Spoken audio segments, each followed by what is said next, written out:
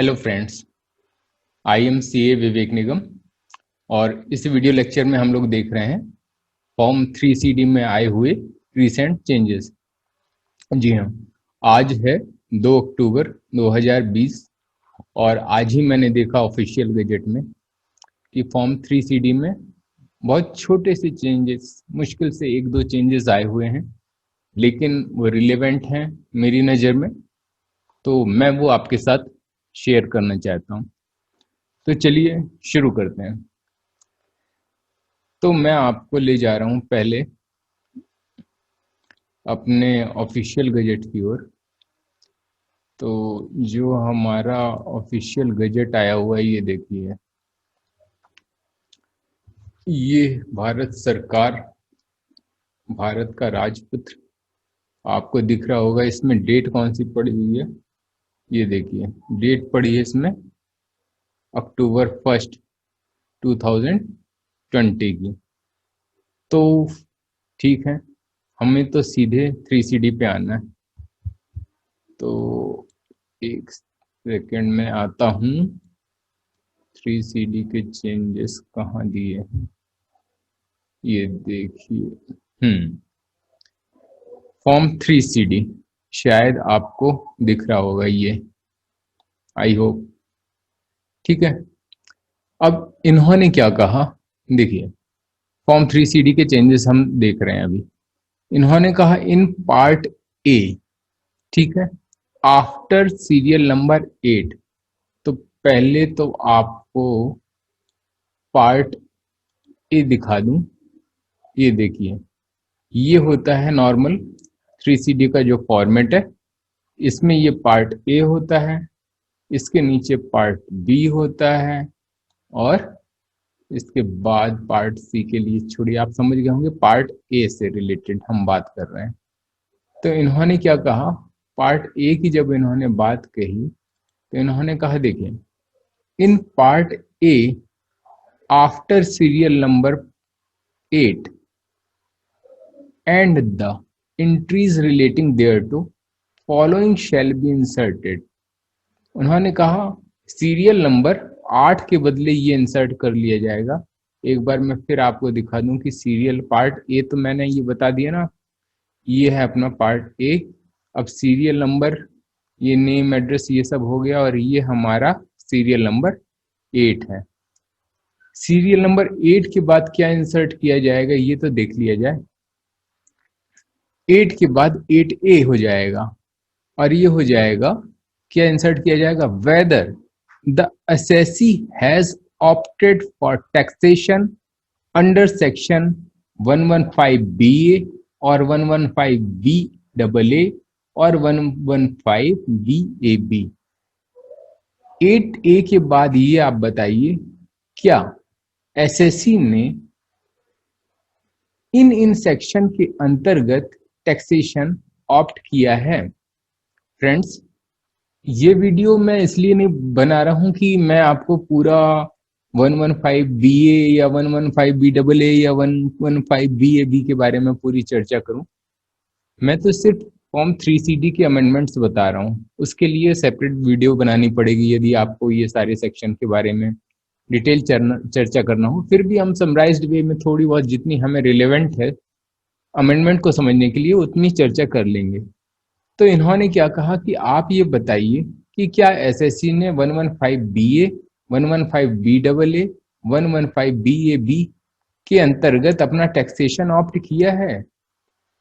तो ये तो चूंकि एक फॉर्मेट टाइप के दे रहे हैं, इसलिए जो फॉर्म 3CD है, अभी तक 8 लिखा जाता था, अब इसी के आगे 8A, और वो लिख दिया जाएगा कि 115BA या BAA या BAB, जैसा भी ऑप्ट किया है यदि एसएससी ने, तो यदि किया है तो वो एसएससी फिल करेगा, यदि नहीं किया है तो वो चीज खाली छोड़ दी जाएगी। और क्विक रेफरेंस के लिए बता दूं कि ये जो हमारे सेक्शंस होते हैं, जैसे इन्होंने कहा 115BA या BAA, जैसे ये BA को मैं आपको शो कर रहा हूँ, ये देखिए, ये है सेक्शन 115BA, ठीक है। Tax on income of certain manufacturing domestic companies, यानी ये ऑप्शन किसके लिए है? वो डोमेस्टिक कंपनी यानी अपनी इंडियन कंपनी, ऐसी इंडियन कंपनीज जो कि क्या कर रही हैं? मैन्युफैक्चरिंग कर रही हैं। ठीक है फ्रेंड्स, ये जो सारे सेक्शन है 115 सीरीज के जो है ना दिए ना, बी डबल ए, ये सारे कंसेशनल रेट स्कीम के नोटिफिकेशन के थ्रू, मतलब कंसेशनल रेट वाले सेक्शन हैं, यानी नॉर्मल रेट से इनमें थोड़ा सा कम आपको टैक्स रेट लगेगा। जैसे 115 बीए है तो इन्होंने ये कहा कि आपका जो रेट होगा 25% होगा, ये इन्होंने फिक्स कर दिया। ठीक है, और आपको इस रेट का बेनिफिट लेना है तो फिर आप जो है कई कंडीशन को फुलफिल करेंगे कि जैसे ये लॉस नहीं अलाउ करेंगे, ठीक है, एडिशनल डेप्रिसिएशन नहीं अलाउ करेंगे। अब जैसे इसमें 25% है, ठीक है, और यदि हम दूसरा सेक्शन देखते अपना जैसे बी डबल ए, ठीक है, ये बी डबल ए का बेनिफिट किसको मिलेगा? डोमेस्टिक कंपनी को, यानी सारी इंडियन कंपनी को मिल जाएगा। इसमें मैन्युफैक्चरिंग की कोई शर्त नहीं लगाई गई है। ठीक है, और ये जो है 22% पे मिल जाएगा, इसके लिए भी कंडीशन है। और इसी प्रकार बी को यदि हम देखें तो ये देखिए, न्यू मैन्युफैक्चरिंग न्यू होना चाहिए कंपनी। अब न्यू किसे कहेंगे ये सारे सेक्शन में बताया जाएगा। न्यू मैन्युफैक्चरिंग और डोमेस्टिक कंपनीज, ठीक है, न्यू भी है प्लस मैन्युफैक्चरिंग भी है प्लस डोमेस्टिक कंपनी भी है, तो उसको 15% का बेनिफिट मिल जाएगा यदि कुछ ये कंडीशन फुलफिल करे।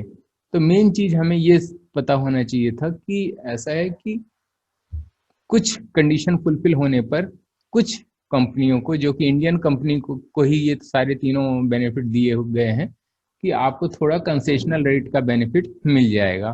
तो वही चीज इन्होंने फॉर्म 3CD में एक स्पेशल कॉलम ही डाल दिया। ये देखिए ऑफिशियल गजट में उन्होंने लिख दिया कि 8A हम एक कॉलम ही जोड़ देते हैं और इसमें आप बताएंगे कि क्या एसएससी ने इन सेक्शन के अंतर्गत अपना टैक्सेशन ऑप्ट किया है या नहीं। यदि किया होगा तो ठीक है, अदरवाइज आप ब्लैंक छोड़ दीजिएगा, नॉट एप्लीकेबल कर दीजिएगा। ठीक है, अब आगे ये आते हैं इन पार्ट बी। अब कह रहे हैं पार्ट बी में देखिए क्या चेंज हुआ है। तो पार्ट बी को हम देख लेते हैं कि क्या था पार्ट बी में। ये है हमारा पार्ट बी, ठीक है। अब पार्ट बी में ये क्या बताना चाह रहे थे? ये कह रहे थे कि एक सेकेंड फ्रेंड्स, ये कह रहे थे कि आप पार्ट बी में आइए। ये in serial number 18, in serial number 18 after clause C following clause shall be inserted. अब वैसे तो आपको पता होना चाहिए कि क्लॉज 18 जो होता है वो डेप्रिसिएशन का होता है, लेकिन फिर भी हम देख लेंगे। ठीक है, तो इन्होंने कहा कि पार्ट बी में जाइए आप, जो क्लॉज हमारा 18 है ना, यानी कि जो सीरियल नंबर 18 है, आफ्टर क्लॉज सी के बाद following clause shall be inserted. यानी देखिए मैं आपको फॉर्मेट में दिखाऊं, ये देखिए ये पार्ट बी था। अब पार्ट बी में कह रहे हैं 18th क्लॉज में आइए। 18th में मैं आ गया, ये 15 18, ठीक है। अब कह रहा है ये रहने दीजिए, बी रहने दीजिए, सी रहने दीजिए। सी के बाद क्या कह रहे हैं कि क्या इंसर्ट किया जाएगा? हम उन्हीं से पूछ लेते हैं क्या इंसर्ट किया जाएगा। उन्होंने कहा सी ए। हाँ हाँ, हम भी सी ए हैं और क्लॉज भी सी ए ही इंसर्ट किया जा रहा है। क्या मजेदार बात है। तो अब देखिए क्या इंसर्ट क्या कर रहे हैं, हमें ये मुद्दे की बात देखनी। Adjustment made to the written down value under section 115 B double ए।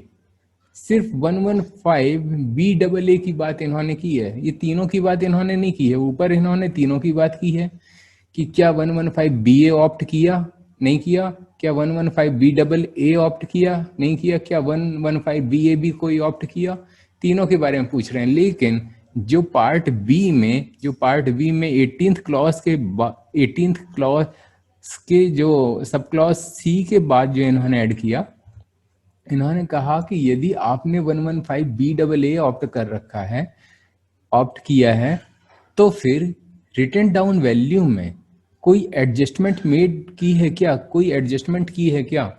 अब आपको मैं ये क्लियर करना चाहूँ ये क्या कहना चाहता है, ये मैं आपको बताना चाहता हूँ। इन्होंने ये क्या कहा, एडजस्टमेंट मेड। अब आप पूछेंगे कि एडजस्टमेंट की क्या ज़रूरत है। फ्रेंड्स एक्चुअली एडजस्टमेंट की ज़रूरत है। अब देखिए एक इधर खाली स्पेस है, मैं यही बता दूं शायद। अब होता क्या है कि जैसे आपको ये मैंने बताया कि ये BAA है ना, ये देखिए एक सेक्शन में ही मैं आपको BAA ये था, BAA ये देखिए 22% वाला था। अब 22% वाले में क्या था कि आपको जो है ना 22% ऐसे नहीं मिलता है, उसके लिए कई कंडीशन फुलफिल करनी होती हैं। जैसे इसमें ये लिखा ना, without any deduction under 10AA की नहीं मिलेगी आपको डिडक्शन, ठीक है। Clause II of subsection 1 of section 32, आपको ये पता होना चाहिए कि ये जो 32(1) ये जो है ना एडिशनल डेप्रिसिएशन का सेक्शन होता है, इसकी भी कोई आपको डिडक्शन नहीं मिलेगी, ठीक है। और भी कई चीज़ें नहीं आपको नहीं मिलेंगी। तो जैसे 32 मैं ये भी आपको सेक्शन दिखा देता हूँ एडिशनल डेप्रिसिएशन का।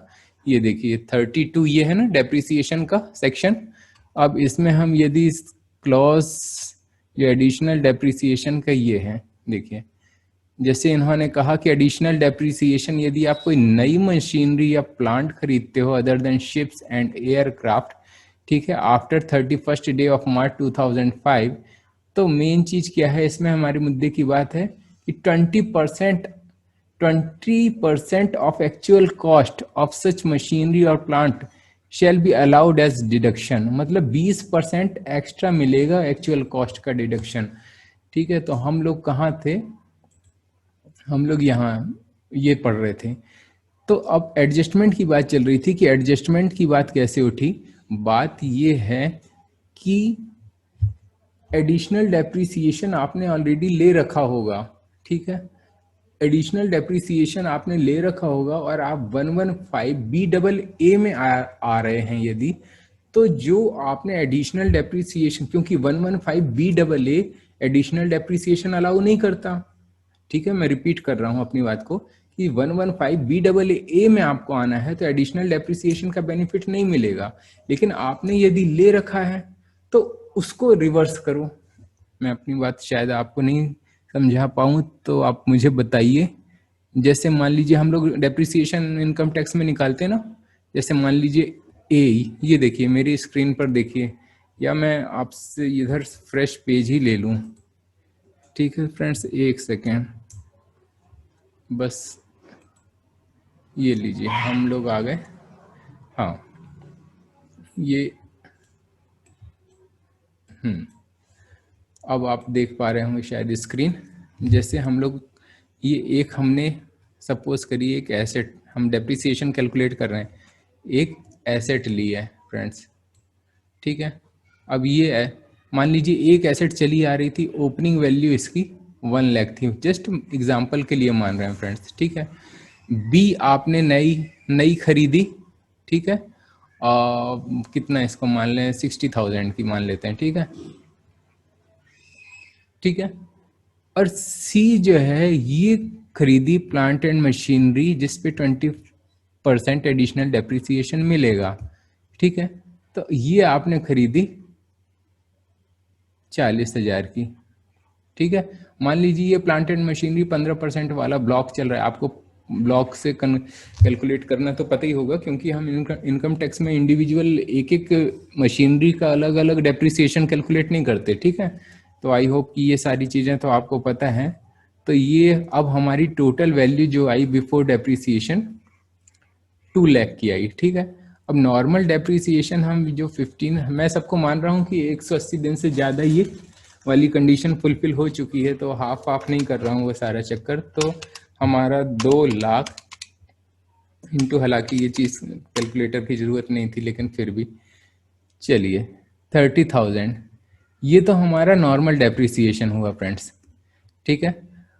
नॉर्मल डेप्रिसिएशन के बाद यदि मैं ऐसी ग्रॉसली आपको बताने के लिए 1,70,000 आ गई। अब जो है एडिशनल डेप्रिसिएशन जो वो मुझे मिलना चाहिए था, ये देखिए मैंने प्लांट एंड मशीनरी 40,000 की खरीदी थी ना, सेक्शन क्या कह रहा था, 20% ऑफ एक्चुअल कॉस्ट मुझे एक्स्ट्रा मिलेगा। ठीक है, 40,000 का 20% यानी 8,000 का डेप्रिसिएशन मुझे और मिल जाता है। तो मेरी जो है अपना ये जो हमारी WDV बच जाती है। ठीक है, मेन बात जो है हमारी एडजस्टमेंट की चल रही थी ना फ्रेंड्स, तो मेरी बुक्स में WDV आ गई होगी 1,62,000 की। ठीक है, अब क्या होगा, ये तो मैं नॉर्मल तरीके से चल ही रहा था। अब मैं यदि 115 ऑप्ट करता हूँ फ्रेंड्स, अब मैं आपका ध्यान आकर्षित करना चाहता हूँ कि अब यदि मैं 115 ऑप्ट कर रहा हूँ, 115 BAA, यही की बात, इसी की बात कर रहे थे ना यहाँ पे। ये अब मैं यदि 115 BAA की बात कर रहा हूँ, देखिए आप उसका कहीं रिलेवेंस भूल ना जाए, हम लोग ये बात कर रहे थे, एडजस्टमेंट मेड वाली बात कर रहे थे। ठीक है ना, तो अब यदि मैं 115 BAA को ऑप्ट कर रहा हूँ तो 162 तो मैंने सॉरी बहुत मोटा हो गया ये, तो फ्रेंड्स 1,62,000 जो हम मैंने WDV ऑप्ट कर रखी थी ना, उसमें रिवर्स ऐड कर दूंगा, क्योंकि ये एडिशनल डेप्रिसिएशन मुझे नहीं मिलेगा। तो मेरी WDV 71,70,000 यानी कि यहीं पे आ जाएगी जहां से चली थी। ठीक है, कहने का मतलब ये है कि एडिशनल डेप्रिसिएशन यदि मैंने लिया हुआ है तो उसको 8,000 रुपये का, मैं फिर से रिपीट कर रहा हूँ, 8,000 रुपये का एडजस्टमेंट मैं कर दूंगा, तो फिर से वास्तव में WDV नॉर्मल पोजीशन पे आ जाएगी। मतलब मैं 8,000 का एडजस्टमेंट करूंगा तो WDV चेंज हो जाएगी।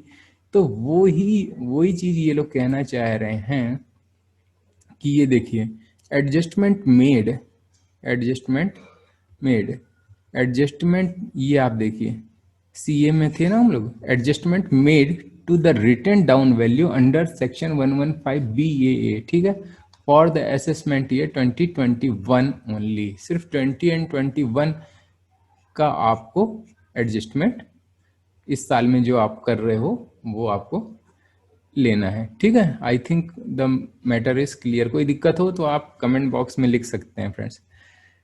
अब इन्होंने, अच्छा CA के बाद CB भी है, adjusted written down value, adjusted written down value, समझ गए ना आप, इसमें एडजस्टेड होने के बाद फिर से 170 आ गई थी, तो एडजस्टेड रिटन डाउन वैल्यू यानी आप ले लोगे वही, क्या जो नॉर्मल पोजीशन में एडजस्टमेंट करने के बाद आई थी। और एडजस्टमेंट मेड, कितना एडजस्टमेंट आपने कर दिया था, 8,000 का। तो मैंने एग्जांपल से आपको पहले ही क्लियर कर दिया था कि ये देखिए 8,000 का एडजस्टमेंट किया और एडजस्टेड WDV आ गई आपकी वही, तो वो आपको ले लेना है। ठीक है, अब आगे आप बढ़ते हैं इन सीरियल नंबर 32। अच्छा, अब ये देखो इन्होंने ये बात डेप्रिसिएशन जो वाली बात थी ना, क्लॉज नंबर 18 की बात यहाँ खत्म हो गई। अब इसकी बात नहीं होगी, अब नए जगह पे आ गए, कह रहे हैं पार्ट बी में सीरियल नंबर 32 भी है। ठीक है, 32 आपको पता होना चाहिए कि ब्रॉड फॉरवर्ड लॉस और डेप्रिसिएशन जो अनअब्जॉर्ब होता है वो होता है, लेकिन मैं आपको दिखाता हूँ। देखिए पार्ट बी में थे ना हम लोग ये, अब पार्ट बी में क्लॉज नंबर हम लोग चलेंगे 32 पे। तो क्लॉज नंबर 32 आने ही वाला है। ये कौन सा क्लॉज है, हाँ, तो क्लॉज नंबर 32 पे ये आ गए हम लोग, ये है 32 में एडजस्टमेंट करनी है। और ये कह रहा है details of brought forward loss और डेप्रिसिएशन अलाउंस। ठीक है, इन द फॉलोइंग मैनर, ये तो इसका पुराना वाला फॉर्मेट कह ही रहता फ्रेंड्स। ठीक है, आपको याद रखना है, इधर देखिए 5 कॉलम थे, पहला सीरियल नंबर, दूसरा असेसमेंट ईयर, तीसरा नेचर ऑफ लॉस, चौथा है अमाउंट जो भी हमने रिटर्न में भरा है, और पांचवा अमाउंट एज एसेस्ड। ठीक है, ये फिफ्थ, और छठवा रिमार्क। अब ये क्या कह रहे हैं ऑफिशियल गजट वाले, देखिए ये देखिए हम लोग, एक सेकेंड, इन्होंने कहा details of brought forward loss. इन्होंने देखिए in serial number 32 for clause A following shall be substituted. इन्होंने कहा ए की जगह ये कर देना जो कि हम बता रहे हैं। अब ए था क्या, आपको ये पता होना चाहिए कि ए यही था 32 नंबर पे जब हम आए थे, तब ए क्या था, ये देखिए 32 का क्लॉज ए है, ये ए था, ये शायद आप देखने से रह गया हो, ये देखिए ये लिखा है ए, ठीक है। तो ए नंबर पे ये जो क्लॉज था ये पूरा चेंज हो जाएगा और उसकी जगह नए बॉक्स आ जाएंगे हमारे। और वैसे कितने टोटल थे, 1 2 3 4 5 6 हमारे थे। और ऑफिशियल गजेट वाले क्या कह रहे हैं, 8 बॉक्स वाली कुछ चीज आ गई, जिसमें आप देखिए असेसमेंट ईयर उसमें भी था, इसमें भी था और इसमें भी है, ठीक है। फॉर्म 3CD में assessment year, serial number, assessment year इसमें भी है उसमें भी है। फिर क्या, नेचर ऑफ लॉस, ये देखिए नेचर ऑफ लॉस वाली चीज जो है इसमें है और नेचर ऑफ वाली और लॉस वाली चीज इसमें। अब चौथा था अमाउंट रिटर्न्ड, ठीक है। और चौथा ये तो, और ठीक है, हाँ, तो चौथा था अमाउंट रिटर्न। तो देखिए चार तो एक ऐसे ही हैं, बस इन्होंने पांचवा एक एक्स्ट्रा बढ़ा दिया 115 BAA के कारण, छठवा भी BAA, सातवां क्या है अमाउंट एसेस्ड। तो देखिए सातवां जो क्लॉज है ना इनका, वो तो हमारा वही था, देखिए अमाउंट एज एसेस्ड। यानी ये, अब मैं आपको एक नटशेल में चीज बताऊं कि देखिए ये वही है, ये वही है, ये वही है जैसा पिछला चलता आ रहा था, और ये भी वही है, ये भी वही है, बस चेंज हुआ है इस दो में, चेंज हुआ है इन दोनों में। तो इन दोनों को हम पढ़ लेते हैं। यानी ये तो पहले के जैसे रहेंगे ही रहेंगे, ये दो और एक्स्ट्रा आ गए। कौन से दो, ये वाला कॉलम आपका एक्स्ट्रा आ गया और ये वाला कॉलम नया आ गया। अब चलिए क्या ये कह रहा है, all losses allowances not allowed under section 115 BAA। तो फ्रेंड्स 115 BAA आपको इसमें पढ़ना ही पड़ेगा यदि आप इसको ऑप्ट कर रहे हैं। और 115 के वो सारे के सारे लॉसेस या अलाउंस जो कि 115 BAA में अलाउड नहीं थे, इंक्लूडिंग एडिशनल डेप्रिसिएशन या और कुछ भी जो है सेक्शन 10 या बहुत सारे 115 BAA कुछ कह रहा था, तो वो सारे आप यहाँ पे लिख देंगे। ठीक है फ्रेंड्स, आई होप कि आपको मैटर क्लियर हो गया। ठीक है, 115 BAA, ये देखिए ये मैंने आपको दिखाया था ना, ये सारे सेक्शन, ये सारे डिसअलाउंस वगैरह यही सब कह रहा था। ठीक है, आपको सारे डिसअलाउंस वगैरह जो है 115 BAA के लिख देने हैं इसमें। ठीक है फ्रेंड्स, अब हम आए amount adjusted by withdrawal of additional depreciation on account of opting for taxation under section 115 BAA। इन्होंने कहा amount as adjusted by withdrawal of additional depreciation. Friends ये वही 8,000 की बात करने लगा कि आपको एडिशनल डेप्रिसिएशन मिला था, लेकिन आप जो कि हमारी कंसेशनल रेट ऑफ टैक्स वाली स्कीम में आए तो वो आपको एडिशनल डेप्रिसिएशन एड बैक करना पड़ेगा, वो उसका बेनिफिट नहीं मिलेगा। तो वो अमाउंट कितना था जो आपने एडिशनल डेप्रिसिएशन की तरह क्लेम कर रखा था। ठीक है, तो वो अमाउंट आप दीजिए। यानी पहले देखिए इस कॉलम में तो सारे लॉस को पूछा हुआ है, लेकिन जो कि अलाउड नहीं है 115 BAA में, लेकिन इस कॉलम में सिर्फ वो एडिशनल डेप्रिसिएशन का एडजस्टमेंट जो आपने रिवर्स बैक करके किया है, यानी पहले एडिशनल डेप्रिसिएशन का बेनिफिट ले लिया था, लेकिन अब उसको फिर से आपने उस मशीनरी में ऐड कर दिया होगा। ठीक है, तो वो चीज ये कह रहा है कि amount as adjusted by withdrawal of additional depreciation on account of opting for taxation under section this. ठीक है, तो आप एडिशनल डेप्रिसिएशन का अमाउंट भी लिख दीजिएगा इसमें। अमाउंट एज एसएसडी ये तो पुराना ही है, क्योंकि ये अमाउंट एज असेस्ड क्या है, आपका असेसमेंट यदि हुआ कुछ होगा तो इन सारी चीज़ों के बारे में आप जो फाइल करते हो वो बात अलग है, लेकिन यदि आपका असेसमेंट होता है तो हो सकता है अमाउंट कुछ और ही आ गया हो। तो असेसमेंट ऑर्डर में जो अमाउंट आया है वो आप लिख दीजिएगा, और रिमार्क्स तो नॉर्मल जहाँ लिखते हैं जो कुछ भी आपको लिखना हो। और यहाँ पे एक स्टार लगा हुआ था, इसका मतलब क्या है, लिखा है नीचे, if the assessed depreciation is less, if the assessed depreciation is less and no appeal is pending, take assessed। अच्छा, मतलब देखिए आपका असेसमेंट हुआ, ठीक है, आपने डेप्रिसिएशन कुछ और क्लेम कर रखा था, आपने डेप्रिसिएशन सपोज करिए कि क्लेम कर रखा था 1 लाख, आपने क्लेम कर रखा था डेप्रिसिएशन 1 लाख, ठीक है, लेकिन असेसिंग ऑफिसर के हिसाब से आपका जो है आपको डेप्रिसिएशन क्लेम करना चाहिए था 90,000। ये पूछ कह रहा है कि यदि असेसमेंट के थ्रू जो डेप्रिसिएशन आया वो कम आया तो ठीक है, और आपने इस असेसिंग ऑफिसर की बात को कहीं चैलेंज ही नहीं किया, मतलब अभी, या चैलेंज भी किया हो तो वो मुकदमा खत्म हो गया, यानी अभी कुछ उस मुद्दे पर कोई अपील पेंडिंग नहीं है। आपको बात समझ में आ गई होगी।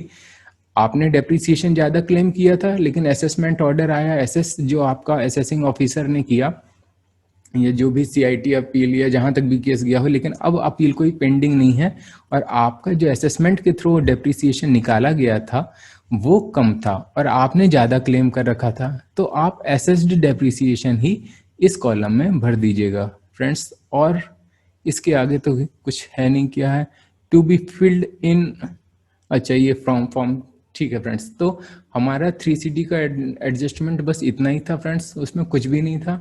एक हमारा जो, यदि मैं 1 सेकंड में इसका क्रक्स यदि बोलूं तो हमें क्या करना था, बस कॉलम नंबर 8 में थोड़ा सा चेंज करना था, कॉलम नंबर 18 में करना था, और कॉलम नंबर 32 का है, बस इतना सा फ्रेंड्स चेंज था, और आई डोंट थिंक कि इसमें कुछ था।